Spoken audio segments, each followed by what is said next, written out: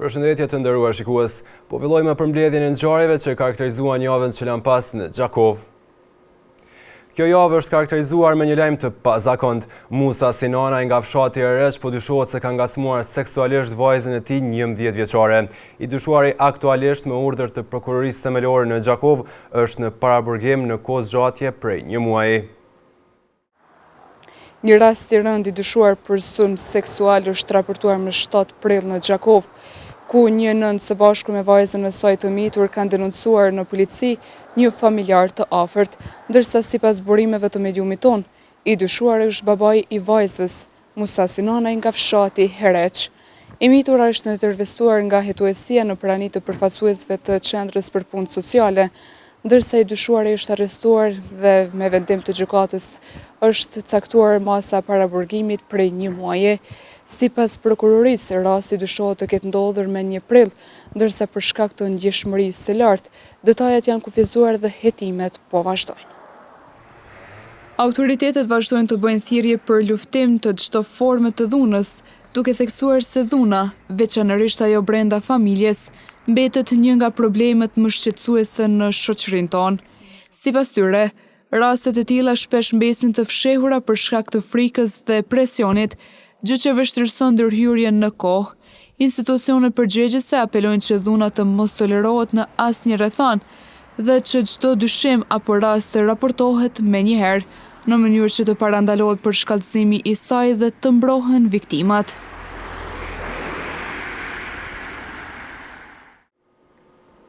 Një paku mbështetëse prej 200 milion euro po planifikohet të sjellet në kuvend nga qeveria, bazuar në informatat fillestare, mësohet se kjo paku do të përfshijë në mbështetje financiare disa kategori. Për qytetarët e në veçanti për pensionistët, kjo ndihmë po shihet si e mirëseardhur ndonëse e vonuar. Qeveria e Kosovës është duke u përgatitur për të shpërndajë qindra miliona euro për qytetarët. Kjo nismë po prezantohet si pjesë e një pakoje ekonomike për përballje me inflacionin, i cili ka prekur ndjeshëm standardin e jetesës në vend. Për qytetarët, e në veçanti për pensionistët, kjo ndihmë po shihet si e mirëseardhur, ndonse e vonuar. Ata thonë se rritja e çmimeve nuk është përcjell me rritje të ardhurave, prandaj çdo mbështetje nga shteti është e nevojshme. Që kjo është për ne një lajm shumë i mirë, sepse dhe tash e dim që qeveria edhe shteti nuk ka mundësimin e rritë që mendojmë na. To e pa që inflacioni për shembull është 6, kurse ekonomia ka veç 4%. E kjo që ka ardhur, që thonë vonë, po ma mirë vonë se hiç. E për ne është një mes shumë e madhe, që bile dhe neve me në ardhë rëni si pensionist, sidomos në mosha 3, që na nuk mujmë kërkon me gjithë punë. Rase shteti neve nuk mundohet për ne, atëre dihet që është shumë gabim. Megjithatë, përveç mirëpritjes, pensionistët kanë edhe kërkesa konkrete. Mos të harrojnë se këto janë ndjem tonë. Këta na I kemi shkollu me kontributet tona. I kemi bo kome dur. E duhet ata me menu se dhe ata në shtëpiat e veta I kanë me siguri print e vetë. Bili ku t'i shojnë print që janë pensionista kujtohen edhe për ne. E kjo për mu është shumë një mes e madhe që bile dhe një herë dhe natë në rritit bile pakës. Të marrin diçka se që sa vite ne jemi veç për, në më thonë kjo nuk është pension, por është ndihmë sociale. Ndërkohë, të tjerët vlerësojnë se ndihmat të tilla janë të përkohshme dhe nuk zgjidhin problemin në thelb. Sipas tyre, zgjedhja afatgjate do të ishte miratimi I ligjit për pensionet, I cili do të siguronte stabilitet financiar për pensionistët. Kjo është një përkraje, një ndihmë për pensionistët, për arsye se pensionistët kohë të fundit janë lënë jashtëdore. Pra ne kjo është e mirëseardhur. Por mas mirë të ishte me qenë me ardhë ligji mbi pensionet. Se këto shkojnë argjitet, e marrë me apet pensionin, qyshimi të marrë që tashi, që praktikisht është fatkeqësia e ma madhe. Kjo parë shkon, po e dyta, sikur të na jepet një ligji Këto po shkojnë ligj, edhe pensionisti e ka të sigurt. Tash i marrim këto, harxhitën s'ka mo. Mujnë që të arpet i marrim me 2 vjetra. Nuk është me do të mirë kja. Në fund, pakuja ekonomike e qeverisë po shihet si një lehtësim i përkohshëm për qytetarët, veçanërisht për pensionistët. Kushtetuta e Kosovës gjatë të enjtës ka mbushur 18 vite nga data e miratimit. E në shënim të kësaj dite, avokati Egzon Doli i ka pohuar syrit se ky akt më i lartë juridik nga koha e miratimit e deri më tani është shkelur disa herë nga politik bërësit, të cilët janë të thirrur ta respektojnë atë. Sot më 9 prill, shënohet përvjetori i Kushtetutës së Republikës së Kosovës, dokumentin më të lartë juridik në vend, i cili konsiderohet si një nga kushtetutat më moderne dhe më të avancuara në rajon. Megjithatë, përgjatë viteve zbatimi i saj në praktik shpeshherë është shoqëruar me sfida dhe interpretime të ndryshme nga bartësit më të lartë të institucioneve publike. Avokati Egzon Doli thekson se kushtetuta është sfiduar vazhdimisht, madje edhe nga vetë krerët e institucioneve. Kushtetuta e Republikës Kosovës do të thotë siç dihet tashmë sot e shënon edhe përvjetorin e saj, gjatë këtyre viteve shpesh herë është sfiduar nga bartësit më të lartë të institucioneve publike në Kosovë dhe se respektimi i saj në praktik shpesh herë ka munguar përkundër faktit se ka një tekst të avancuar dhe të modern sidomos në funksionalizimin praktik të saj, megjithatë tendencat shpeshherë destruktive kanë qenë edhe deri tek shkeljet e ndryshme kushtetuese. Sipas tij, në të kaluarën janë evidentuar raste kur presidentët të vendit kanë kryer shkelje të rënda kushtetuese, çka ka detyruar gjykatën kushtetuese të ndërhyrë për të rikthyer gjendjen në përputhje me ligjin. Kushtetuta është sfidu tashmë veç dihet edhe mediatikisht shpeshherë edhe nga bartësit më të lartë të institucioneve, posaçërisht kemi 2 raste të presidentëve të shtetit, do të thotë kreu i shtetit në 2 raste ka bërë shkelje të rënda kushtetuese. Këtu është fjala për vitet paraprake, për çka dhe gjykata kushtetuese ka intervenuar si një arbitër i pavarur për rivendosjen e gjendjes paraprake, do të thotë për eliminimin e shkeljeve të ndryshme që janë konstatuar në ato raste. Mirë po, këtu nuk përjashtohet edhe shkeljet e ndryshme kushtetuese që janë bë edhe nga bartësit e ekzekutivit, por edhe nga Kuvendi i Republikës Kosovës.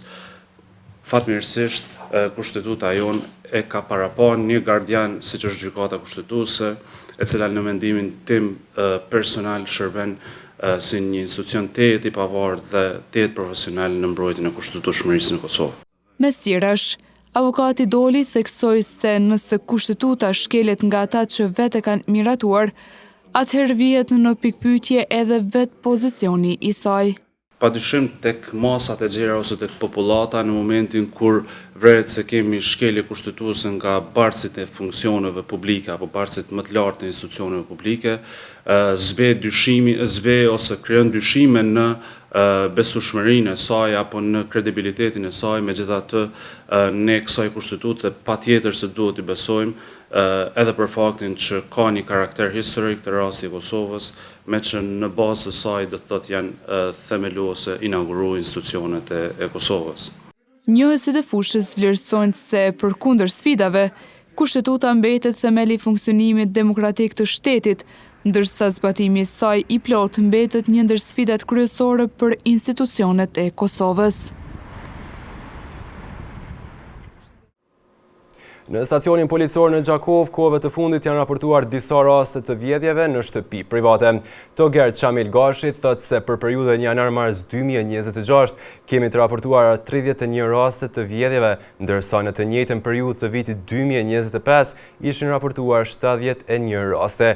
Gashi gjithashtu ka pohuar se referuar rasteve të raportuara, cak i vjedhjeve mbesin shtëpit e mërgjimtarëve. Numri i rasteve të vjedhjeve në territorin e Gjakovës ka shënuar rënje të dukshme gjatë 3 mujorit të parë të vitit 2026, krahasuar me të njëjtën periudhë të vitit të kaluar. Sipas policisë, nga 71 raste sa ishën në vitin 2025, këtë vit janë regjistruar vetëm 31 raste, që përbën rreth 50% më pak. Për këtë rënje, por edhe për rritjen e nivelit të zbulueshmërisë, flet shefi i njësisë së hetimeve në Gjakov, Toger Çamilgashi. Të i krahasu statistikat vitit 2025 me vitin 2026, konsideroj që numri i vjedhjeve është në rënje sipër, pasi në tremujorën e parë të vitit 2025 i kena pas 71 raste të vjedhjeve, ndërsa tremujorën e parë të vitit 2026 i kemi 31 raste të vjedhjeve, që i vjen diku rreth 50% vjedhje më pak. Ashtu edhe niveli i zbulueshmërisë është më i lartë. Këtë vit kemi 17 persona të arrestuar për vjedhje dhe vjedhje të rana në territorin e Gjakovës, rastet të cilat vëshën procedurën e prokurorisë. Sipas tij, cak i vjedhjeve mbeten kryesisht shtëpitë e personave që jetojnë jashtë vendit, por nuk mungojnë as rastet në përmarkete, ku autorët identifikohen më lehtë fal kamerave të sigurisë. Kryesisht cak i vjedhjeve janë shtëpitë e personave që jetojnë jashtë vendit. Kemi vjedhje edhe në përmarkete të ndryshme ku kryeset identifikohen me lehtë për shkak të kamerave të sigurisë. Kemi vjedhje të emta, vjedhje të ndryshme. Togeri Gashi shton se vetëdijësimi i qytetarëve dhe bashkëpunimi me policinë, së bashku me masat preventive, ka ndikuar që numri i vjedhjeve këtë vit të jetë dukshëm më i ulët. Niveli i sigurisë është rrit, të ju bazu edhe në dosjet që ne i posedojmë për personat recidivistë, të cilët veç janë dërguar në gjykatë, në pjesë të tyre janë nevojtit të dënimeve. Vetëdijësimi i qytetarëve ka një efekt kyç për shkak të bashkëpunimit që kemi të mirëfillt me ta. Kryesisht edhe angazhimi preventiv jon ka bën që ky numër si vjet të jetë dukshëm i ulët. Institucionet e sigurisë mbeten të përkushtuar për të garantuar rendin dhe sigurinë, duke synuar që ulja e rasteve të vjedhjeve të jetë e qëndrueshme edhe në të ardhmen. Komuniteti rom gjatë të mërkurës kanë shënuar ditën ndërkombëtare të romëve. Emra Cermiani, aktivisti i shoqërisë civile në Gjakov, duke folur për traditat dhe rëndësinë e gjuhës flamurit të rom, ka pohuar se përkundër angazhimeve të shumta, ky komunitet vazhdon të ketë problem me punësimin në institucione. Në ditën ndërkombëtare të romëve, aktivisti i shoqërisë civile Emra Cermiani, duke folur për traditat dhe kulturën rome, tha se 8 prilli është një ditë që ka vullosur qartësisht vlerat e pasura kulturore të romëve. Një ditë kjo e cila përkujton kongresin e parë të komunitetit rom të mbajtur në vitin 1971, në të cilin kongres janë marrë vendimet të rëndësishëm për çështjen e komunitetit rom, që 8 prilli të njihet si ditë botërore e këtij komuniteti, që është aprovuar flamuri i këtij komuniteti, si edhe një prej më të rëndësishmeve vendim të këtij kongresi ishte që komuniteti rom të quhet me emërtimin rom dhe të hedhin poshtë të gjitha emërtimet fyese të cilët ndodhin mbi komunitetin rom ndërkombëtarisht. Aktivisti Cermiani tha se kjo ditë është shumë e rëndësishme ku të gjithë bashkë reflektojmë mbi të arriturat dhe sfidat e komunitetit rom. Vlerësoj që kjo ditë është një ditë e rëndësishme për komunitetin tonë për të reflektuar mbi të arriturat e cilët i korë pothuajse çdo ditë, mirë po edhe një moment i rëndësishëm për të reflektuar edhe mbi sfidat me të cilën ballafaqohen dhe një thirrje ndoshta edhe për gjithë institucionet dhe korin diplomatik të cilën e kemi në Kosovë për të ofruar mbështetjen e tyre dhe përkushtimin e tyre ndaj mbrojtjes së të drejtave të komunitetit rom në institucionet tona. Sfidë sipas Cermianit vazhdon të mbetet numri ulët i të punësuarve në fushat e shërbimeve publike, e për këtë problematik po lobohet vazhdimisht. Tradicionalisht organizojmë aktivitetet të ndryshme, në të cilën nuk e anashkalojmë edhe lobimin apo avokimin mbi problematikat apo sfidat që ballafaqohet ky komunitet. Një prej sfidave që vazhdon të ballafaqohet edhe këtë vit është niveli i ulët i punësueshmërisë së këtij komuniteti në fushat kryesisht të shërbimeve publike.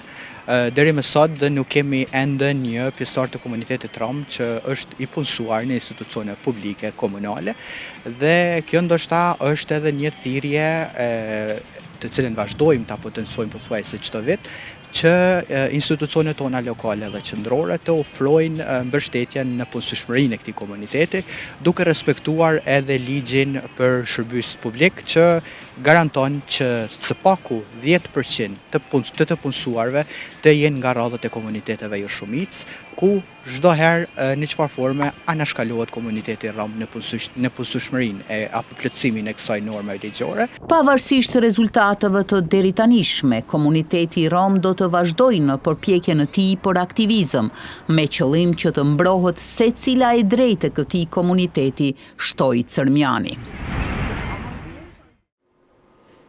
Edhe pse të rinj në moshë dhe të lindur e rritur në një periudhë krejt tjetër, studentët e shkencave sociale në Fakultetin e Gjakovës u interesuan të mësonin më shumë për lëvizjen e pajtimit të gjaçeve. Në një trojez diskutimi, ku e ftuar ishte pionierja e kësaj lëvizje profesoresha Hava Shala, e cila para studentëve solli disa fragmente nga aktivitetet e lëvizjes. Me organizim të studentëve të shkencave sociale të Fakultetit Femiagani në Gjakov, sot është diskutuar për historinë e lëvizjes për pajtimin e gjaçeve. Ligjëruesja Hava Shala në këtë lëvizje njihet si njëra nga pionerët e para të lëvizjes, para studentëve ndau disa fragmente nga ato kohë të vështira. Ishte kohë e vështirë. Neve nuk e kishim problem të shkoshet ti kërkosh dikujt faljen e gjakut.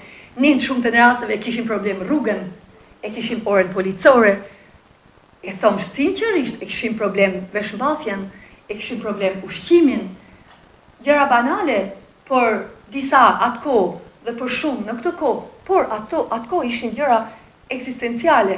Profesoresha Shala mes emocionesh tha se historia e lëvizjes për pajtimin e gjaçeve nuk kishte vetëm të përballonte mentalitetin, por edhe rrethanat e kohës në të cilën zhvillohej.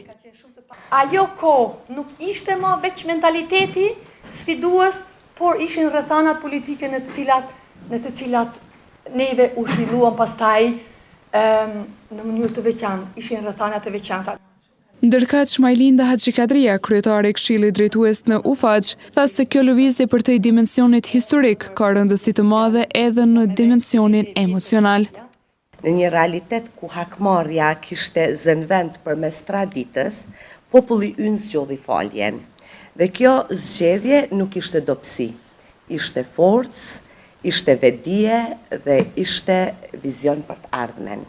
Kjo temë për te dimensionit historik mbart edhe një ngarkesë të thellë emocionale, sepse për shumë prej nesh lidhet me kujtime dhe rrëfime ku dëshmojnë se sa vështirë ishte kjo rrugë, por edhe sa e domosdoshme.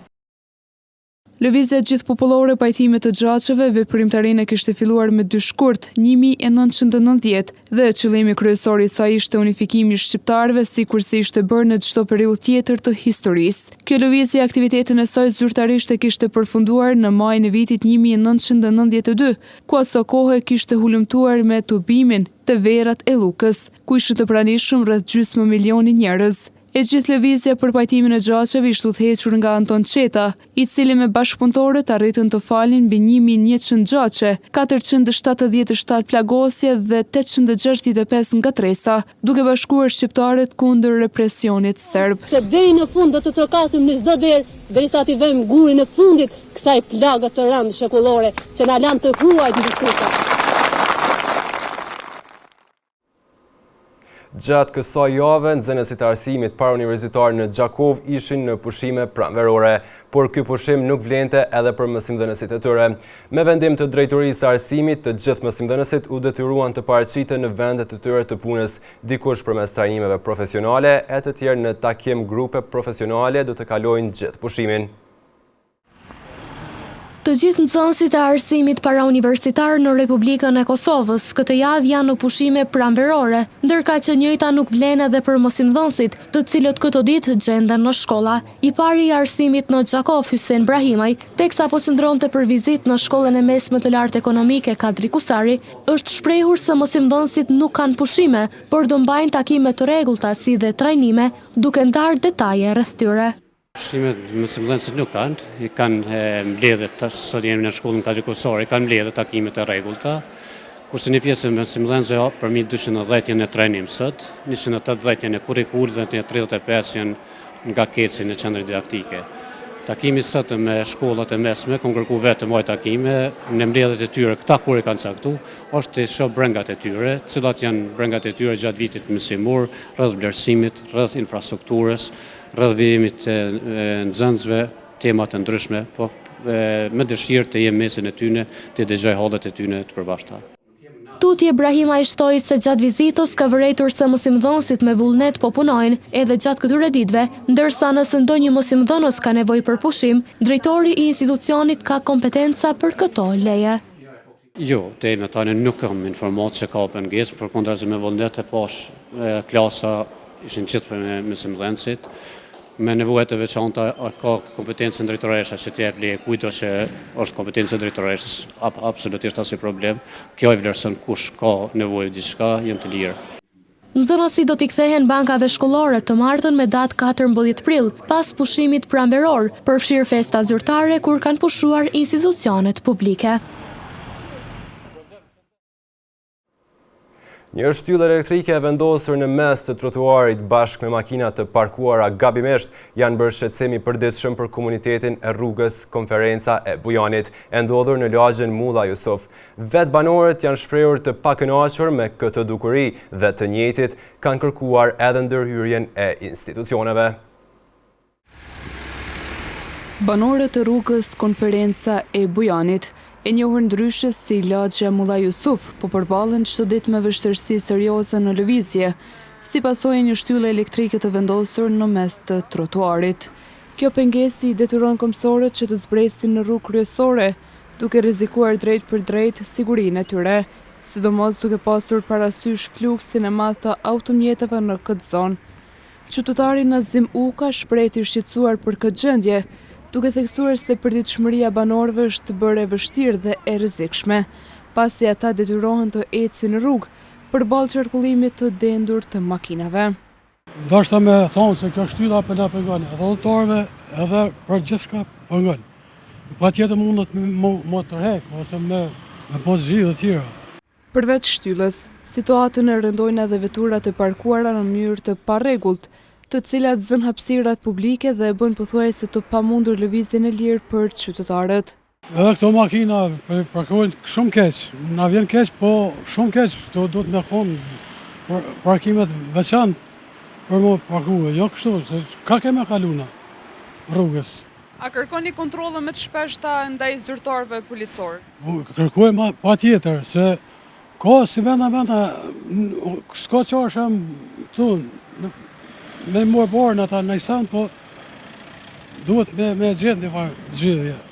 Banorët kërkojnë nga institucionet përkatëse që të ndërhyjnë sa më parë në zhvendosjen e shtyllës elektrike dhe lirimin e hapësirave publike, në mënyrë që të sigurohet një qarkullim i lirë dhe i sigurt për të gjithë.